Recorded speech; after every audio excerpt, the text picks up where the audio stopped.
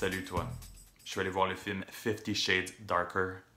En français, 50 nuances plus sombres. Et pour l'occasion, j'ai sorti mon look qui est un mélange de 50 Shades et du voleur chez McDonald's. 50 Shades Darker, c'est la suite de 50 Shades of Grey, gros succès international qui est sorti en 2015. Celui-ci est réalisé par James Foley, qui a entre autres réalisé 12 épisodes de l'excellente série House of Cards. Ça met en vedette Jamie Dornan, qu'on peut voir sur Netflix dans la série The Fall et qu'on verra au cinéma l'an prochain dans Robin Hood. Il y a aussi Dakota Johnson, qu'on a pu voir l'an dernier dans la comédie How to Be Single, et Kim Basinger, qu'on a vu l'été dernier dans The Nice Guys.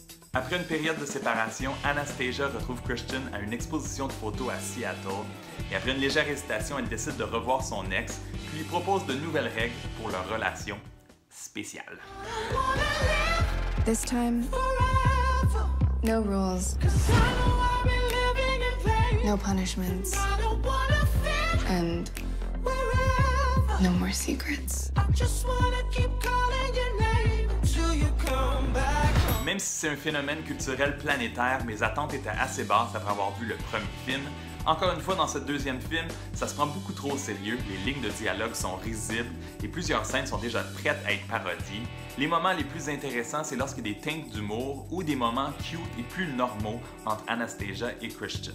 50 Shades Darker est un mélange de suspense et de film d'amour, mais ni un ni l'autre n'est vraiment très réussi, et ce serait pas 50 Shades sans plusieurs scènes de sexe. C'est encore une fois classé 16 ans et plus érotisme, et on a aussi ajouté une barbe à Christian Grey qui, selon les fans, n'était pas assez sexy sans poil d'en face. Le mauvais scénario est digne d'un soap américain, un cocktail dans le visage, une claque d'en face, un accident, beaucoup trop de personnages un peu psycho sur les bords, le boss, l'ex-cougar, la jeune fille troublée qui a l'air morte, et on ajoute des intrigues multiples sous-développées, rappées en 5 minutes, pas le temps de niaiser, suivant next. Un des points positifs, c'est la musique qui est très présente, une excellente bande sonore qui inclut le hit de Taylor Swift et Zayn qu'on entend beaucoup, mais aussi de la musique originale de Sia, Halsey, Nick Jonas, entre autres. Les fans de la série qui ont aimé le premier film vont aimer celui-là aussi. Il y a plusieurs filles dans la salle à la première qui étaient surexcitées, qui semblaient prêtes pour une soirée au 2,81, qui poussaient des cris et des « ouh » à chaque fois que Christian enlevait sa chemise. Restez jusqu'à la fin parce qu'au milieu du générique, il y a un teaser pour le dernier film de la trilogie 50 Shades Freed qui sortira l'an prochain.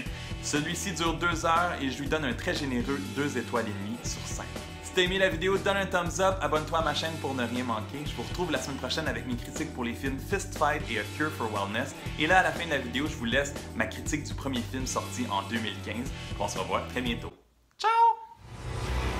Your boyfriend has a reputation. Do you want to be kept or have respect? Oh no, no. Je suis allé voir le film 50 Shades of Grey, en français 50 nuances de Grey. Gros buzz autour de ce film basé sur la trilogie de best-sellers par E.L. James. Succès mondial traduit dans plus de 50 langues et plus de 100 millions d'exemplaires vendus.